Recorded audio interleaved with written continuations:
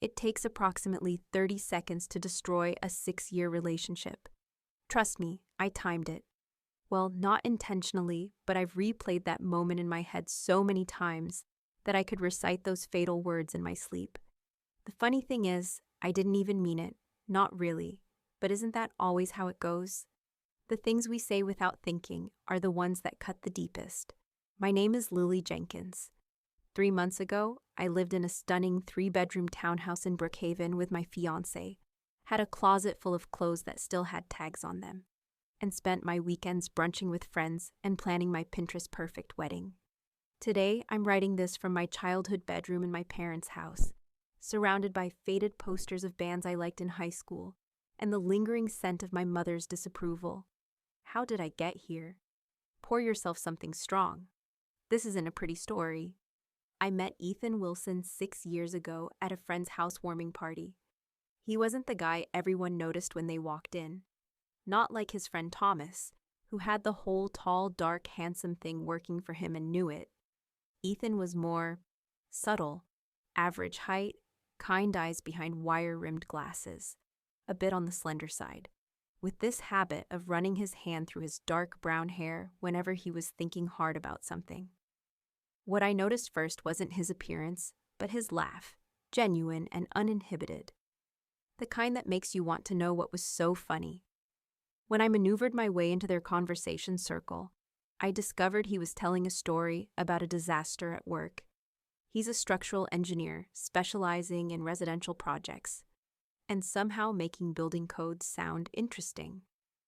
The contractor kept insisting the support beam was fine where it was, he was saying, right up until the moment we showed him the simulation of how the second floor would collapse if someone so much as sneezed too hard upstairs. That laugh again, followed by a self-deprecating smile that softened his otherwise serious face. I'm pretty sure he thought I was just being pedantic until that moment. I remember thinking there was something refreshing about him. In a room full of people trying desperately to seem cooler than they were, Ethan seemed perfectly comfortable being exactly who he was, a slightly nerdy guy who got excited about physics and building integrity. We started dating 2 weeks later. I was working as a personal stylist at Nordstrom then, a job I loved more for the employee discount than the actual work. Ethan would pick me up after my shifts, never complaining about the mall parking or how long I sometimes kept him waiting while I finished with a client. We'd grab dinner, often at these little hole-in-the-wall places he somehow always knew about, and talk for hours about everything and nothing. I found his passion for his work endearing, even if I didn't always understand half of what he was talking about. The way his eyes lit up when explaining why a particular architectural design was brilliant or problematic made me smile. It wasn't just buildings for him. It was art and science and history all rolled into one. Around our 1-year anniversary, Ethan got promoted to senior engineer at his firm. The salary bump was substantial, and suddenly our date nights upgraded from hole-in-the-wall restaurants to places with wine lists longer than the menu. Weekend trips to nearby cities became part of our routine. When my car died a dramatic death on the highway, he insisted on helping me with the down payment for a new one. "I don't want you stranded somewhere unsafe," he said, as if it were the most natural thing in the world to hand someone a check with that many zeros. "Just pay me back whenever you can. No rush." I never did pay him back in full. Somehow, there was always something more important to spend my money on, and Ethan never brought it up. By year 3, we moved in together. The townhouse was his suggestion, in a neighborhood I had casually mentioned loving, but had assumed was way out of our price range. He'd done the math and decided we could make it work. What I didn't realize until much later was that we meant mostly him. My contribution to our monthly expenses was a fraction of what he paid, but he structured everything so it never felt uneven. "You're bringing other things to the table," he'd say, when I occasionally felt guilty. This relationship isn't a balance sheet. But of course, in the end, it kind of was. The proposal came during a weekend trip to Savannah, on a private boat tour he'd arranged along the river. Simple, elegant, intimate, just like Ethan himself.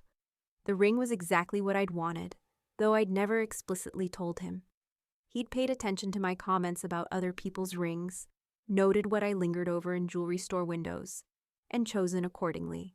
That's who Ethan was: observant, thoughtful, always putting my happiness first. So how did I repay him? With 30 seconds of unfiltered stupidity that I can never take back. It happened 3 months ago, during what was supposed to be a girls' weekend. Ethan was away at a conference in Chicago. He'd been attending more of these professional events lately, sometimes presenting his research on sustainable construction methods. I decided to invite my 3 closest friends over for wine, gossip, and wedding planning, since my maid of honor, Rebecca, was visiting from out of town. Rebecca, Sarah, and Jenna arrived Friday evening with enough alcohol to stock a small bar, and even more opinions about wedding dresses, venues, and whether choreographed first dances were cute or cringeworthy. By midnight, we were sprawled across my living room, halfway through our 3rd bottle of wine, when Rebecca, always the instigator, suggested we play a game. "Let's do Rate Your Mate," she announced, refilling her glass with alarming precision for someone so clearly tipsy. Everyone gives their partner a number and explains why. I'll start. Rebecca's husband got an 8, would be a 9 if he didn't leave his socks literally everywhere. And Sarah's boyfriend scraped by with a 7 despite his borderline unhealthy obsession with fantasy football. Jenna, perpetually single by choice, rated her last Hinge date a 3, recounting a story about him asking if she'd ever considered cosmetic dentistry that had us howling with laughter. Then it was my turn, and that's when everything went sideways. Maybe it was the wine. Maybe it was some misguided attempt to seem cool and detached in front of my friends. Maybe, and this is the explanation that keeps me up at night, maybe some ugly, ungrateful part of me actually meant it. Ethan? I remember taking a long sip of wine, feeling 3 pairs of eyes on me. Physically, he's like a 5, maybe a 6 on days when he puts in some effort. I shrugged, as if I were discussing the weather and not the man I'd agreed to spend my life with. But he's financially like an 11, so it balances out. The room didn't go silent. That would have been a warning sign. Instead, Rebecca snorted with laughter, and Sarah gave a knowing nod as if I'd said something profound rather than profoundly cruel. "Girl, I get it," Jenna chimed in.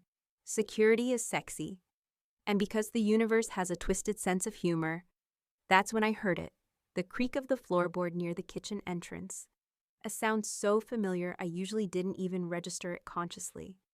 The specific creak that happened when someone was standing in the exact spot where you could see into the living room without being immediately noticed. I turned, wine glass halfway to my lips, to see Ethan standing there. His face was blank in that careful way it got when he was processing something painful. His hair was damp. He must have showered after getting home, and he was wearing the faded MIT t-shirt he slept in, the one I often borrowed because it smelled like him. How much had he heard? The look in his eyes, a mixture of confusion, hurt, and dawning understanding, told me everything I needed to know. "Ethan!" I scrambled to my feet, nearly spilling wine on the rug he'd special ordered because I'd fallen in love with it in a design magazine. "You're home early. Flight got moved up." His voice was quiet, controlled. The closing keynote was canceled, so I caught an earlier connection. His eyes moved from me to my friends and back again. "Sorry to interrupt your game." Rebecca, bless her misguided heart, tried to salvage the moment. "We were just being silly, Ethan. You know how it is when girls get together. We exaggerate everything." He gave her a smile that didn't reach his eyes. "Of course. Don't mind me. I'm just going to grab some water and head to bed." Long day. He looked at me again, and something in his expression made my stomach drop. I'm sure Lily will fill me in on the joke later. He moved to the kitchen, and the momentary crisis seemed averted. My friends exchanged glances, but quickly resumed their chatter. The evening wound down shortly after, with hugs at the door and promises to finalize the bridesmaid dress shopping date soon. After they left, I found Ethan sitting at our kitchen island, a glass of water untouched in front of him. He looked up when I entered, and the raw hurt in his eyes made me want to rewind the entire evening. "Ethan, about what you heard. Did you mean it?" The directness of the question caught me off guard. No preamble, no accusations, just a simple request for truth. "Of course not." I moved toward him, but something in his posture stopped me. "It was just stupid drunk talk. You know how Rebecca gets, and I was just playing along." "That's not what I asked, Lily." His voice remained quiet, but there was a firmness to it I rarely heard. "I'm asking if somewhere, underneath the exaggeration and the whine, there's truth to what you said. Am I just a financial plan to you? A 5 you tolerate because I pay for things?" "That's ridiculous," I said, but the words came out too quickly, too defensively. "I love you. You know that." "I thought I did." He rubbed his temples, a gesture I knew meant he was trying to sort through complicated thoughts. "But I keep replaying things in my head now, and I'm seeing patterns I've been ignoring." "What patterns?" I felt a flicker of indignation because of one stupid comment at a girls' night. "The way you light up when I bring home news about a promotion or bonus, but zone out when I talk about the projects themselves." He wasn't looking at me now, just staring at his water glass. "How you've never once asked to pay me back for your car, but get annoyed when I can't take time off to go shopping with you. How you were more excited about the price of your engagement ring than the fact I designed it with the jeweler." My face burned. "That's not fair." "When was the last time you took me up on my suggestions for weekend activities? We always end up doing something that costs 3 times as much as what I initially proposed." "So I like nice things. That's not a crime." My voice was rising, but his remained steady. "I like nice things too, Lily. But I like them because of the experiences they give us, the memories we create. You seem to like them because of how they look on Instagram." The accusation stung, partly because there was a grain of truth to it. I had carefully curated our life online, showcasing the restaurants, the trips, the townhouse, our relationship as a highlight reel of aspirational moments. "I think," he said after a long pause, "I need some space to think about things." "Space?" Panic fluttered in my chest. Over one stupid comment. "It's not just the comment." He finally looked up at me, and the resignation in his eyes scared me more than anger would have. "It's that it confirmed something I've been afraid of for a while now, that you're with me for what I provide, not who I am." "That's completely unfair." I fought back tears. "We've been together for 6 years. We're getting married in 5 months. You can't just—" "I'll stay at Mike's place for a few days." Mike was his college roommate, who lived about 20 minutes away. "I need to clear my head." He stood up and I grabbed his arm. "Ethan, please, let's just talk about this. I'm sorry if I hurt your feelings, but you're blowing this way out of proportion." The look he gave me then, part sadness, part pity, made something cold settle in my stomach. "That's the thing, Lily. I don't think I am." He packed a bag while I alternated between apologizing, crying, and accusing him of overreacting. Nothing seemed to pierce the quiet determination that had settled over him. When he left, the soft click of our front door closing felt more final than a slam would have. I spent that night convincing myself this was just a blip, that he'd cool off and come home, that we'd laugh about it someday. "Remember when I said that stupid thing and you stormed out?" I'd say. And he'd shake his head and pull me closer, grateful for how far we'd come. But Ethan didn't come home the next day, or the day after that. When I finally heard from him, it was through a text message so formal it could have been sent to a business associate. "I've arranged to pick up more of my things tomorrow at 2 p.m. Please let me know if this time doesn't work for you. No, I miss you. No, let's talk. Just logistics." When he arrived, exactly at 2 p.m., he had Mike with him, a human buffer against any potential drama. They worked efficiently, loading Ethan's computer, more clothes, his collection of architectural books, and several other belongings into Mike's SUV. I hovered nearby, alternating between tearful pleas and cold silence, neither of which seemed to affect him. As they were about to leave, I blocked the doorway. "You can't just throw away 6 years over one comment, Ethan. That's insane." He looked at me for a long moment. "It wasn't just one comment, Lily. It was a moment of honesty that made me see our entire relationship differently. So that's it? You're just done? I don't know what I am. For the first time, his composure cracked slightly. I just know I can't be here right now, pretending everything is fine when I feel like I've been living with someone who doesn't actually see me. After they left, I called Rebecca in hysterics. Her initial sympathy, what an overreaction, gradually shifted as I recounted our conversation. By the end of the call, she was asking questions that felt like tiny betrayals. Have you ever actually told him you appreciate him, not just what he provides? And when was the last time you planned something special for him that wasn't centered around what you wanted to do? My other friends were similarly unhelpful. Even my sister, who had never been Ethan's biggest fan, seemed to think I had messed up. He sounds wounded, she said during one of our late-night calls, like he finally confirmed something he suspected but didn't want to believe. But it's not true, I insisted. I don't just see him as a wallet. Are you sure about that, Lil? Her tone was gentler than her words. Because from where I'm standing, you've gotten pretty comfortable with him taking care of everything. A week turned into 2, then 3. Our wedding venue called to confirm some details, and I had to admit through tears that the wedding might not be happening. My boss noticed my distraction at work and put me on partial leave until I could sort out my personal issues. Even our elderly neighbor, Mrs. Patel, asked where that nice young man was when she saw me struggling to carry groceries alone. Throughout all of this, Ethan maintained his distance. Our communications were limited to practical matters, bills that needed to be paid, mail that arrived for him, a question about whether I'd seen his backup hard drive. When I tried to steer conversations toward reconciliation, he would gently but firmly redirect or simply stop responding. Then came the day I returned home to find an envelope slipped under our front door. Inside was a check for an amount that made my breath catch, along with a brief note. Lily, I've paid the rent through the end of our lease, 4 months. This additional amount should help with your transition to a new place. I've spoken with a realtor about listing the townhouse once the lease ends, as I don't plan to renew it. Please let me know where to forward your mail after you move. Take care.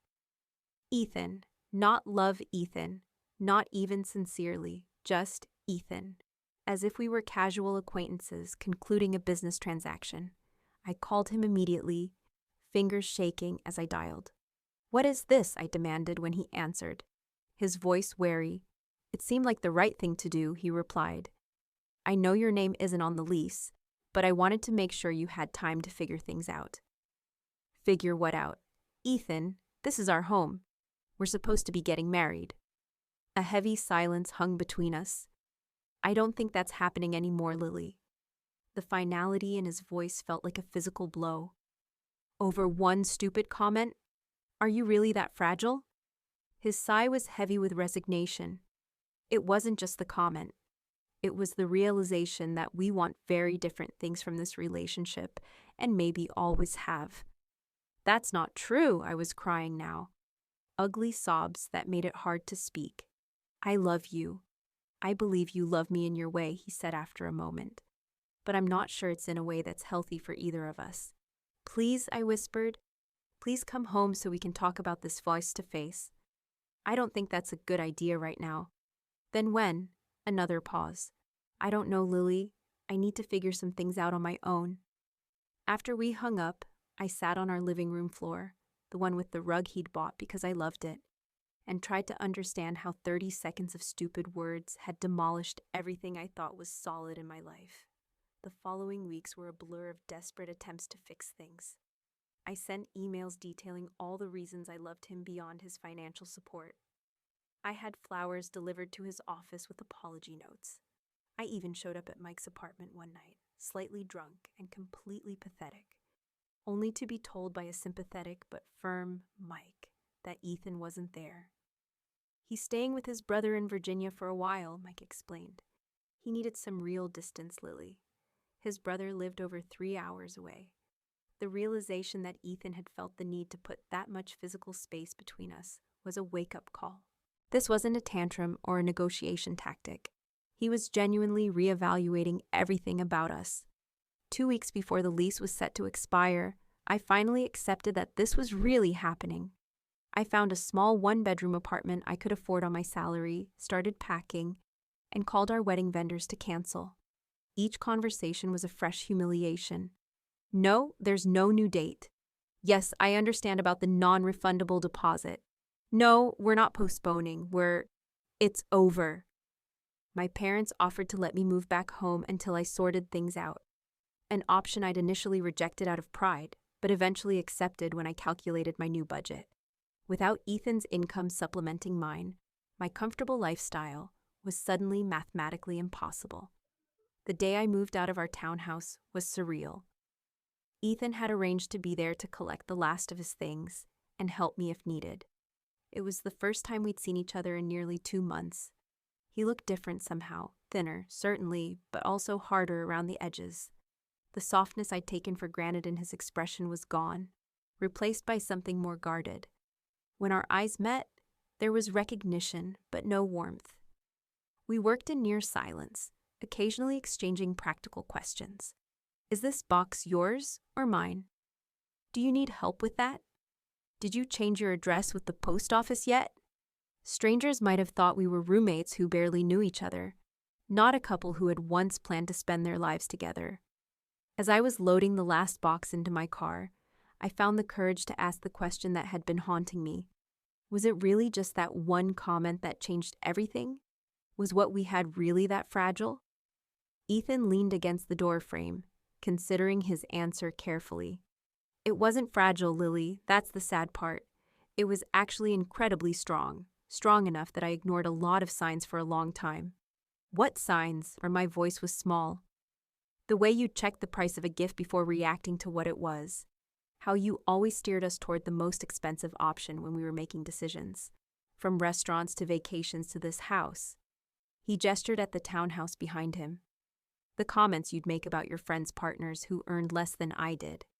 I wanted to protest, to defend myself, but the specific examples he cited landed with uncomfortable precision.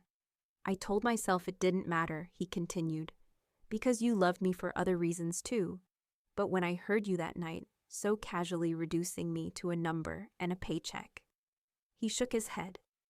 I suddenly couldn't remember the last time you'd shown genuine interest in me as a person, not as a provider. That's not fair, I whispered. But there was no conviction in my voice. Maybe not, he conceded.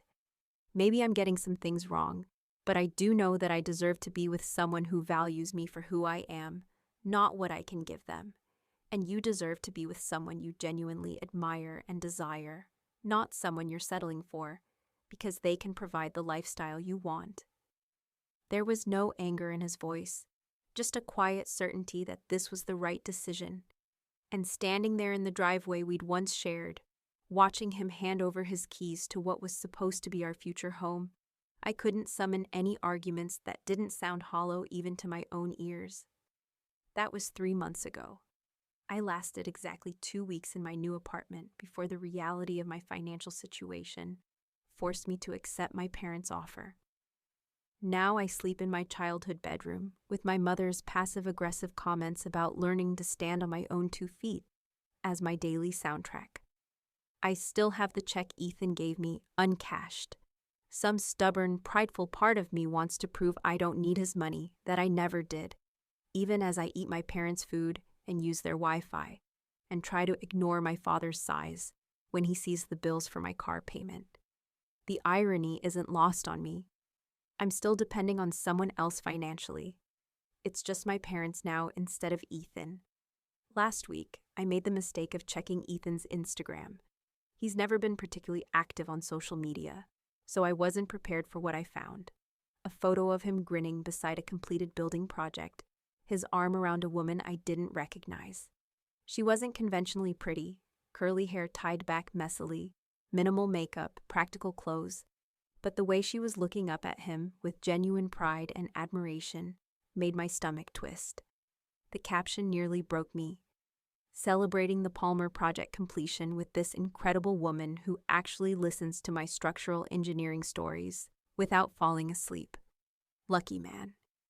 I closed the app and cried for hours, mourning not just the relationship I'd lost, but the person I'd revealed myself to be.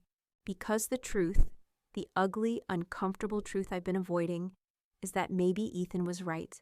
Maybe I had started valuing what he provided more than who he was. When did that shift happen? When did his excitement about building innovations become something to endure rather than share? When did his thoughtfulness become something I expected rather than appreciated?